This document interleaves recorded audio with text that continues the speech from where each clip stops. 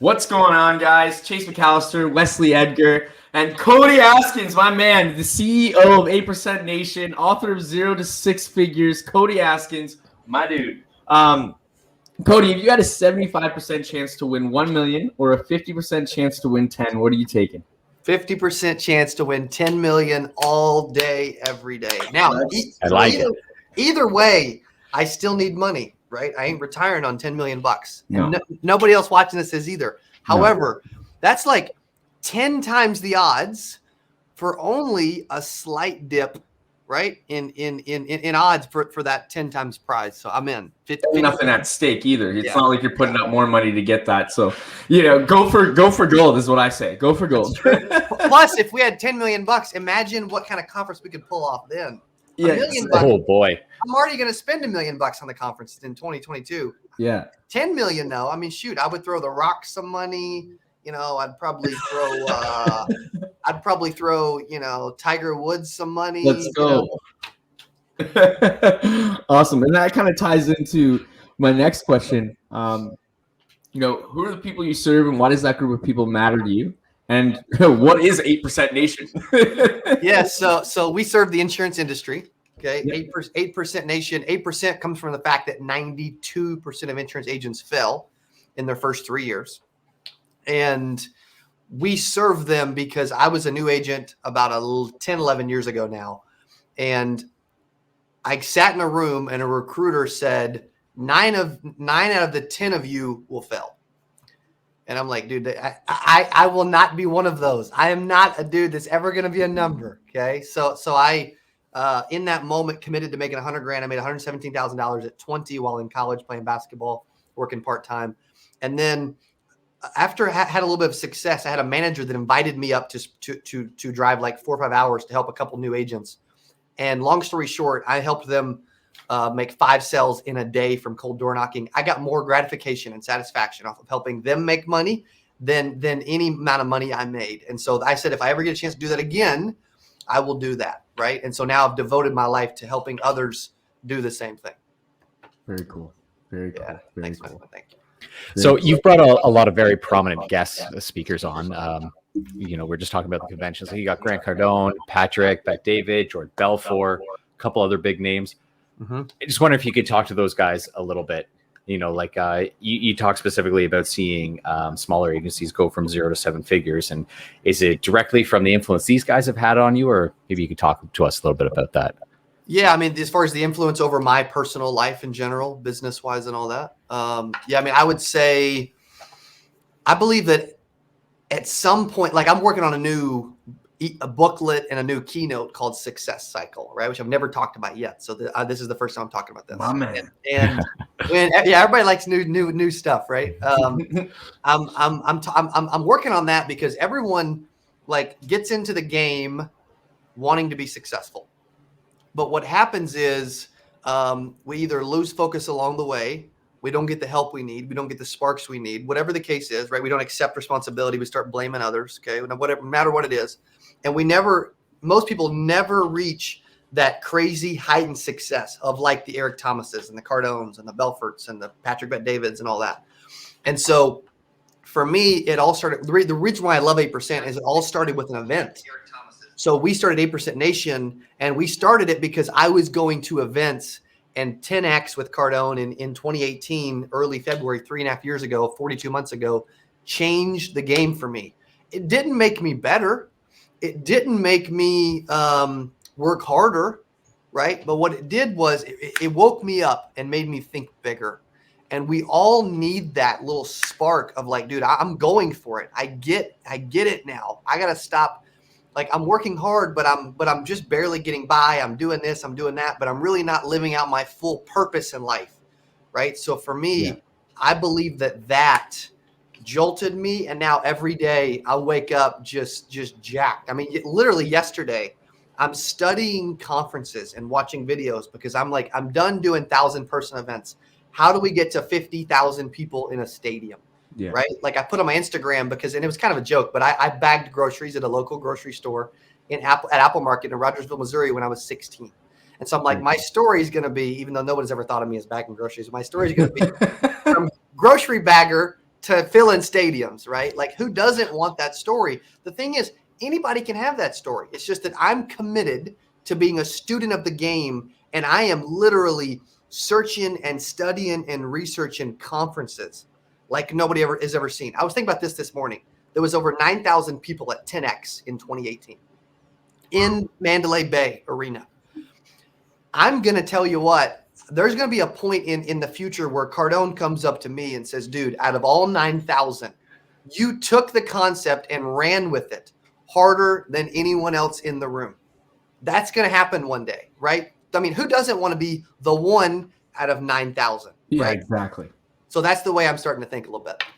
I like it. You know, you speak a lot to, oh, sorry, go ahead, Chase. I've heard you speak on, getting around people that are obviously smarter than you so you can raise your lid so you're always expanding your knowledge, right? And for me, that's why you're on this podcast. This is why, because I have now a chance to talk to you, and it's somebody who is an expert in the field that we work closely with. And for us and for our companies especially, we've taken it upon ourselves to spend a lot of our profits on teachings and learning and growing, because especially as a young business, the best thing you can invest in is just in knowledge, right? And expanding your lid, right? Yes. What are some commonalities you've seen with some of those guest speakers like Grant Cardone, Patrick Bet-David, Jordan Belfort? What are some commonalities you've seen in all of them to make them so successful? Yeah. That's such a good question, because I can tell you specifically, as I'm showing out on social for a second, I can tell you that what I've seen from a commonality standpoint is that, number one, they never stop learning, right? They know that there's and two, they know that there's always another level. Like, it's easy to get complacent. It's easy to get content. Like, I tell people, like, if it's about the money for you, you will stop at some point in the future. If it's about the money, you'll get the money and you'll slow down. Like, it ain't about the money for me. Like, when you ask the question about 75% for a chance at $1 million or 50% chance at 10 million, either way, I'm not going to slow down. And the reason is I found my purpose. I love what I'm doing. I wake up and I'm so jacked to freaking run, right? So if I look at these top people, I can tell you that it's not about the money. It's truly about legacy for them. Like, at whatever point in life, I'm starting to see glimpses of what legacy might be, or I'm starting to see glimpses of some of these massive goals I have. I'm nowhere near these dudes, but I'm starting to see glimpses. All right. And I'm starting to taste the ice cream, and I'm starting to really like what I'm seeing. And the only reason that wouldn't happen is if I get in my own way. Most of us get in our own way, right? We make excuses. We don't accept responsibility. We blame everyone else for everything all the time, when in reality, the biggest players on the planet, they blame themselves for everything. Eric Thomas coming through right there. Don't be the victim. That's right. That's right. Yeah. Dude, he was so good at 8% too. Oh my gosh. I love seeing Eric Thomas's video. He's got big energy. Woo! We're trying to get some tickets for next year. So, Cody, you mentioned briefly about bagging down at Apple Mart, what the name of the grocer was? Apple Market. Apple Market. Could you talk to us a little bit about, who you were before your success and kind of how that got you to where you are today? You know what's funny is I think I believe I'm the same dude. Like, because to be honest, I don't feel any different. I don't feel like, yeah, we have several companies. We'll do over 10 million bucks this year or whatever. But I don't feel like I've actually had any success yet, right? What you'll learn about what I've noticed about a lot of these top people is, and I'm nowhere near them. So when I say this, I'm not comparing myself, because trust me, I'm not even close. But when I say that is, what I really mean by that is, the biggest people in the world feel like they've never accomplished anything in their life. Like, their personality wakes up in the morning ticked off, upset that they haven't accomplished more. And for me, it's almost like, for example, when Cody is doing the interview after in the finals, and they're up 3-1, and the media is like, why aren't you happy? He's like, because the job isn't done yet, right? Haven't won yet. Yeah. So for me, honestly, even though I'm grateful, we have a lot of amazing people in our life, super blessed. we haven't truly won yet based on my level of winning. For example, to that note, we're finally going to leave the Statler Hotel. So we've had the conference 4 times. The last 3 times have been at the Statler Hotel in downtown Dallas. Well, why do you think we keep going back to the Statler? Because we had never tapped it out yet. We had never filled it up yet. We had never accomplished that feat to where I felt comfortable moving on and checking off that box. I can tell you, we finally checked off that box because the fire marshal came by 3 times and rearranged the seating 3 times. And there were people at 9:15, 9:30 when we started that didn't have seats. They were standing up on the side of the room. That's when you know you've tapped it out and it's time to move on, right? I never got that feeling the 3 years before that. I finally got that feeling. That was nice. It was a temporary win. That's cool. And most people would say, well, dude, that's not cool that people are having to stand when they paid for a seat. I will find them a seat, right? But it depends on how you, like, you can have a bunch of, I mean, think about it. Like if you guys are putting on an event, would you rather people standing up that don't have a seat, but you'll find them a seat, right? Because you're an honest, ethical dude. You'll figure it out.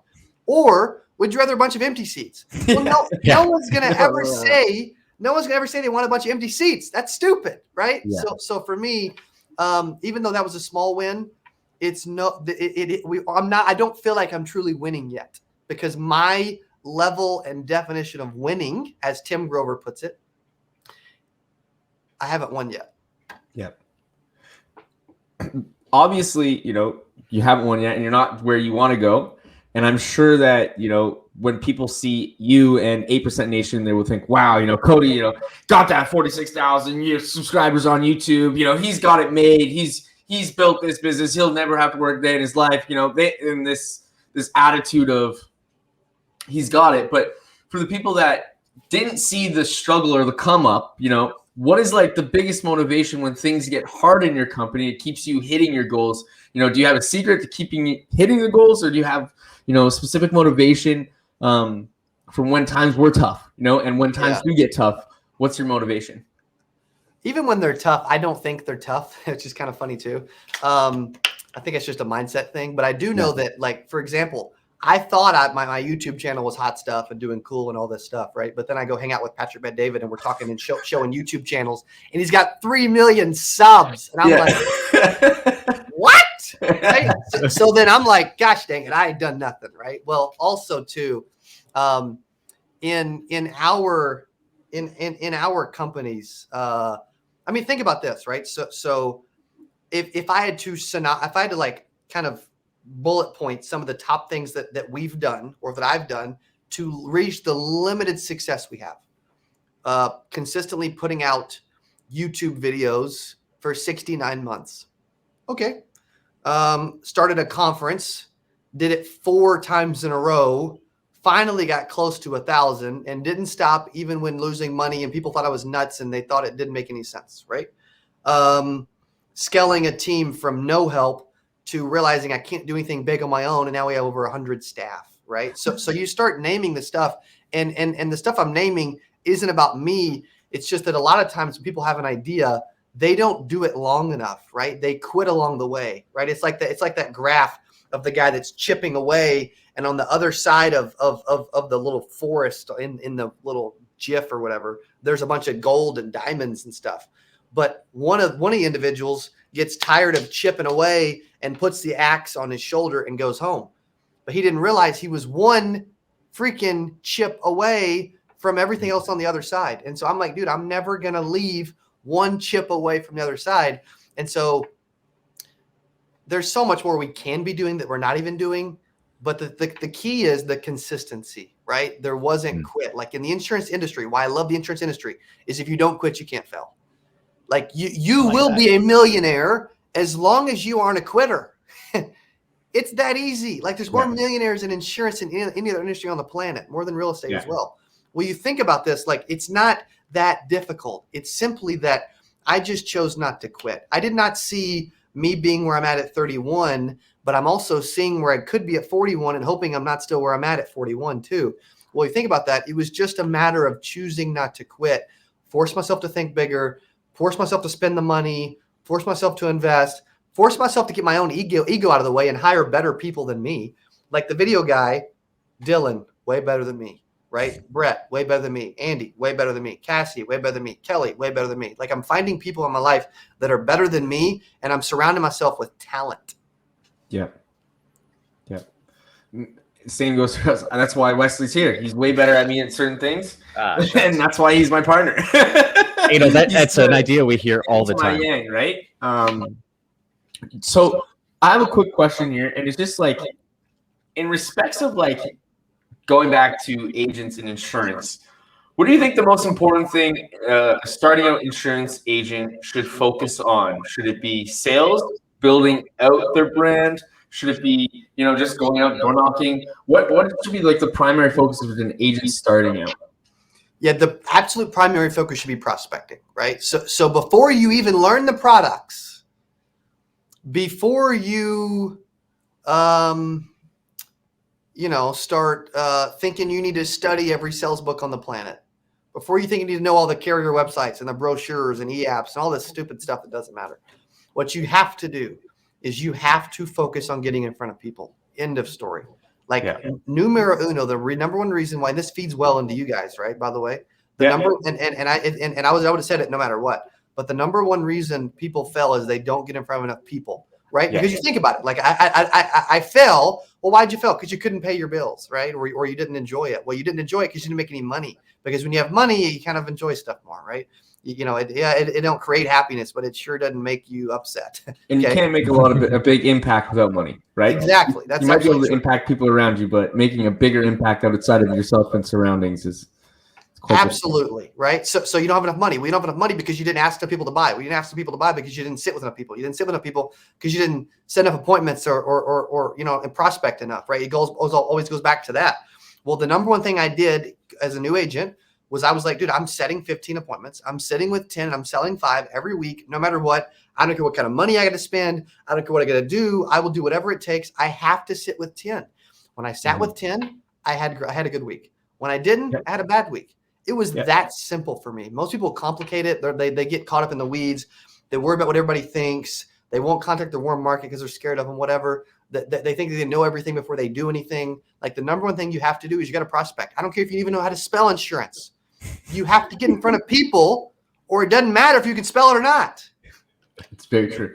I think it's true with majority of any business, like any business, really. It's sales is the lifeline and the bloodline of any business. So focus on sales and then become the expert once there's money in your pocket. And I think you're gonna have to talk to 100 people for you to understand how to be talking to those people. Like you have to go through those trenches. You can't just expect somebody to hand it to you on a silver platter or expect it just to come. You can't expect to dial a lead once and close a sale. It might happen, in a blue moon, but that's not a predictable process for sure.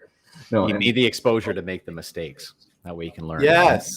Yes, absolutely. You need to make a lot of mistakes. You need to almost fail. You need to get a bloody nose and bang your head on the wall. Like you need those things. Because without those, I'm never actually going to get any better. What's the future for 8% Nation? What's the future for you? Dude, I can't even comprehend the future. That's how good it looks. Okay, I can tell you that I was looking last night. For example, 2022, 2,500, 2023, 5,000, 2024, 10,000. I've written it down. Every single day, I'm committing to it. It's happening. I don't care if I got to spend $2 million. I don't care if I got to double my budget. We'll figure it out, right? It's just money. But what the future holds is I was looking at venues in Vegas. I'm like, okay, MGM Grand Arena holds 17,108 people. Okay, Allegiant, the new Allegiant Stadium with the Raiders holds like 67,000. Well, that's quite a few. So I'm like, okay, how do we get to where once we get to 10,000 in 2024? How do we go to 20,000 and 30,000 and 50,000? Like, what does that look like? Well, what I typically do, and I challenge everybody to do this, is have a massive target, like 2,500 in 2022, right? That would 2.5 to 3x our conference, right? So how would I do that? Well, I start saying, I ignore the details and I ask myself, if it was possible, what would I do? And then I start answering the question on a whiteboard, and I start writing down. Well, I need a road show, a tour. Mm-hmm. We're about to do that for 9 months. Cool. I need to increase my marketing budget. I need bigger speakers. I need better relationships with bigger people, right? We need more sponsorship money, more breakouts, more this, more that, so that we have more money to spend. And so I start saying, well, if it was possible, what would I do? And then I start saying, then why don't I just do that? Right? Well, because it scares me. Well, who cares? Well, it takes money. Who cares? Like if you really want to do it, you'll find a way to do all these little things that will eventually equal up to the big thing. Very cool. Very cool. Like the reverse engineering we hear about all the time with new people starting their business, right? You start with that big goal and just keep working it back until it becomes this little bite-sized chunk that you can fit in your mouth, essentially. Yes. Cody, I'd love to ask you, just something I notice across your videos, even as we're talking today, a lot of the time when you give a timeline, you hit me with both years and months. Is that just you, or is there a reason behind that? I love years, but I really like short term, like a big target, and then I like short term targets, because if I can't, if the goal's $100,000, but I can't hit 83.33 this month, then the chance of me hitting $100,000 goes down, right? Like the 50% odds of getting to $10 million. Like if I don't even answer the question, the odds of me getting either are pretty slim, right? Like, you know what I mean? So I've got to hit the first target, which is getting to 83.33 a month. And then if I get behind, I gotta ratchet up the number so that I can get back on pace, right? So I love big goal, small goals along the way. And as long as I hit the small one, I love breaking it down all the way into weeks. Like if I can do $2,000 this week, then I'm a 6-figure earner. Like think about that. Everybody can earn $2,000 in a week. It ain't that hard. It's $400 a day for a business day. Anyone can make 400. And then, we're break it down. Say you work 10 hours. It's $40 an hour. You just make it sound so easy. Dude, it is. Like, I can't believe everyone doesn't make 6 figures. So we wrote the book, 0 to 6 figures. That's a good starting place, right?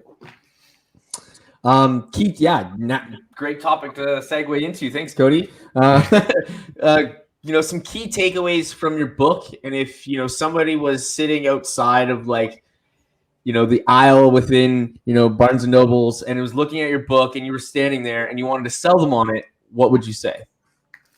I would say that if you have never earned 6 figures, it's the blueprint. Now, it's not a guarantee because you still got to put in the work, right? Yeah. But it's everything I did or I knew to get to a 6-figure mark, or stuff that I wish I knew then to make it even easier now, right? But it's also, you could say also, like we've had people order, we've got 200 copies going to a big company right now. Well, that's happening because you may want to make 6 figures, or you may want to help others make 6 figures, right? There's several new people in companies that I've been sent messages and testimonials. They're like, dude, we were doing okay, but we took a couple nuggets from the book and we implemented it into our day, into our calls, into our process.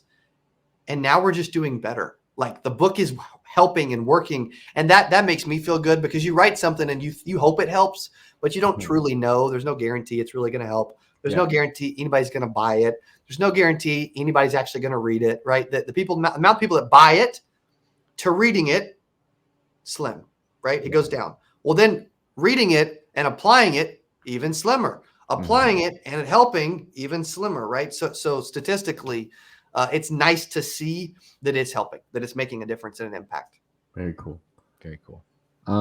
Last question, because I know you're a very busy guy. You're right. I'm having fun, man. You're good. Whatever. All right, sweet. Well, then we'll keep going. But let me just chime into it. Actually, Wes, you can take this one. It's a question we ask, every one of our guests. Just kind of like the opener. Question. Yeah. So, if you could only read or speak, which one would you choose? And I have an idea, considering you're hosting conferences, but I don't want to assume. Yeah, that's a really good question. I should say read, because of always evolving and being a student of the game and learning and all that, because it's super important. But for me, my goal is to be the #1 speaker in the world. And I write that down every single day. So I better say speaker because of that. Yeah, but you could do type to text or text to speech, Yeah. Well, and do 8% nation. Yes. Well, and if you're a speaker, think about this, because this will be a different element that someone's probably, anybody that's answered this question, this is a different element they didn't think about, what I'm about to say. So reading and speaking, right? Reading, you gotta read, you gotta listen, you gotta learn, right? You gotta devote yourself to a lifelong learning. That's what Brian Tracy says. Well, on the speaking side, imagine the opportunities that are going to come available from speaking. Imagine the people you're going to meet from speaking. Imagine the speakers you're going to hang out with backstage. Guess what? From speaking. Imagine the impact you're going to make. Guess what? From speaking. Imagine the legacy you have the potential to leave. Guess what? Because you're speaking. So for me, I'm going to meet, if I've got a chance to speak and meet some of the top people on the planet, I can read Brian Tracy's book, or I can just speak right before Brian Tracy and hang out with him backstage. I'll take the latter all day. Give me that meat and potatoes. I love it. I love it. Exactly. One thing I was listening to you speak about was, having it was something about, the first 30 seconds of the call. And there was something I wanted to bring up. It was like, a lot of people will jump on a phone call, and we're kind of getting into more technical stuff, but a lot of people jump on a phone call like, hey, is this so-and-so? And assumptively ask, and you had some great points. And I was hoping you maybe could circle back on like the first 30 seconds of a phone call and some pro tips, everybody could get in order to call. Yeah, there's a few key things that people make mistakes with, right? Number one, is this Betty? Are you Betty? Whatever, right? Like it says Betty, the lead says Betty, and a female answered the phone, right? And it's Betty's number. Who do you think it is, right? Like that. Right? I don't know why, but again, that's human nature. Yep. Everyone does it, so we just do it, right? Like I like to think about what I'm doing and then say, why am I really doing this? Is it just because that's how I was raised? Is that because that's how Wes and Chase do it? Like I don't know, right? Okay, that's number one. Number two, everybody always likes to say like, this is Cody Askins with, Chase McAllister Insurance, or whatever. Number one, nobody cares about my last name, and they're never going to remember it. Okay. Not unless my name is Michael Jordan. Okay. Yeah. Like, let's just keep it real. Number two, the whole company thing. Like if Chase McAllister Insurance is not a massive brand that they know anything about, then I shouldn't use it, because I'm going to because what's going to happen is as soon as you say the company, if they're not with the company, if they don't love the company, and they don't understand the need for the company to be calling them, then what are they going to do? Well, what is Chase McAllister Insurance, and why are you calling me? Right? Like it gives them a chance to interject. So I hate it. And then the third thing is when we always like to use a statement instead of a question to open a call. So instead of saying, most people say, well, hey, you responded online. Looks like you wanted a life insurance quote. And we pause without asking a question. Pausing is the absolute death of the call. Mm-hmm. What I just told you is how 95% of new reps start a phone call. All of that, all of those mistakes, like 4 mistakes in like literally probably 20 seconds, right? But instead, I would say I would start out with like a couple different things, right? So you could say, hey, Miss Betty, I'm getting back to you because you requested more information about final expense insurance. Okay. You listed your favorite hobby as fishing. I'm assuming that you remember doing that, right?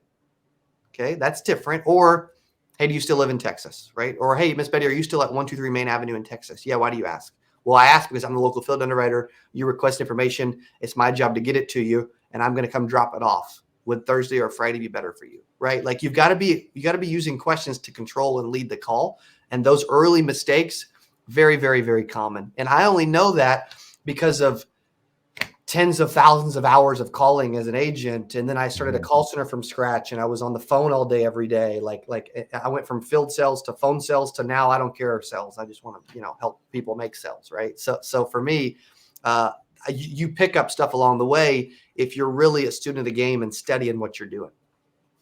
I think it's a really big deal. You mentioned asking those questions, but it's not just about asking questions. You're asking the right questions, because both examples there are yes or no, but essentially your line of questioning is really setting you up for confirmation. You're asking me, hey, is this still my current address? Well, I'm already nodding. Yes, it is. Yes. So I'm already kind of subconsciously going, yes, I'm agreeing, kind of thing, where it's like, hey, is this Betty?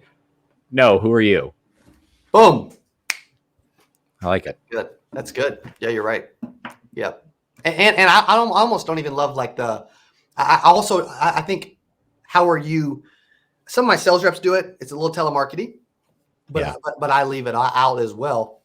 That's a popular piece of a call. I typically leave it out as well, just because I can't control the outcome. I like to control the outcome, right? So my sales reps, when we're role playing, they're always like, dude, it's impossible for me not to buy something from you when we're role playing. They said, because the way you ask questions, I have to say yes, or I'm just the biggest moron on the planet. They're like, the way you word questions, it's impossible. Either I just don't want it. I never want to talk to you again, or I just hate your guts. Otherwise, it's like impossible for me not to play along, Well, that comes from like hours and hours and hours of like practicing and wording questions. Most people word questions just the wrong way, Mm-hmm. Yeah. I say that's the one way you can get inside someone's head is ask them a question. And then it's just a question. I know it's kind of silly to compare it, but there's kind of something along the lines of child psychology. Do you want 2 pieces of broccoli for dinner, or do you want 4 carrot sticks? It's not, will you eat your vegetables? Yes or no. Here are your 2 options. So it's like the no wasn't even in the realm of consideration now. Yeah. Well, here, let's do a live role play, Wes. So tell me, you choose whatever product in the world that I'll be selling, not insurance. Okay. Use something else. All right. And let's sell me on a TV. A TV. Okay. And then you start out the conversation with an objection. Okay. So go ahead. I'm not really looking to spend the money in something new. Yeah. But, I get it. Most people aren't. But if the TV gave you a better experience and your wife was happier and you saw movies better, would it allow you to partially be in the market and at least get your attention a little bit?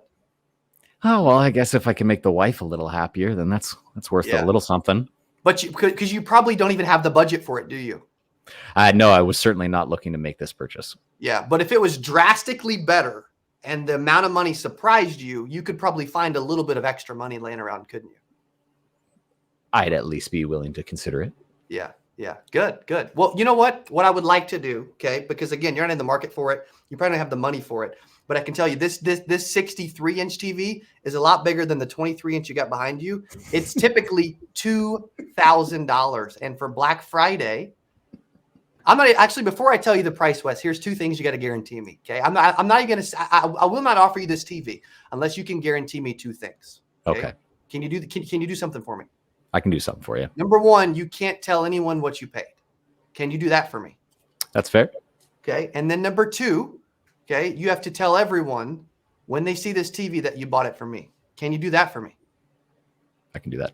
Okay, good. You can have the TV. I'm guessing you can come up with $500, can't you? I can find that. Okay, good. Perfect. Welcome to your new TV.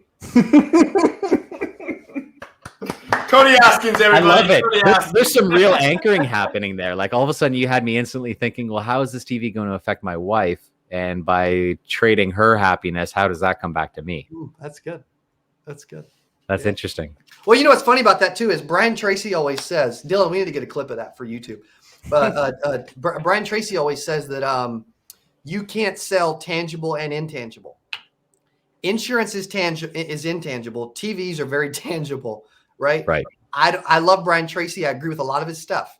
That's one thing I do not agree with. Like I think if you can sell, you can sell anything. You can sell insurance, especially. You can sell anything on the planet. Yeah. I would say if you could sell something as intangible as something like insurance, then you think like a material possession would be easier. Exactly. Yeah. For sure. Yeah. Well, Cody, I really, really appreciate you coming on. We won't take up any more of your time. And by all means, so if anybody wants to, follow Cody or hasn't followed Cody, I'm probably sure you all do follow Cody. But if you don't, follow Cody at Cody Askins on YouTube, Facebook, Instagram, everywhere. He's everywhere. Yeah, thanks so much, man. I really, really appreciate it. Dude, thank you guys. Okay, look forward to meeting you soon. Appreciate the opportunity. And make sure you guys stay plugged in with Chase and Wes. Okay, appreciate you both. Appreciate awesome. it, Thanks a lot, Cody. You have a great afternoon. You too. We'll chat soon.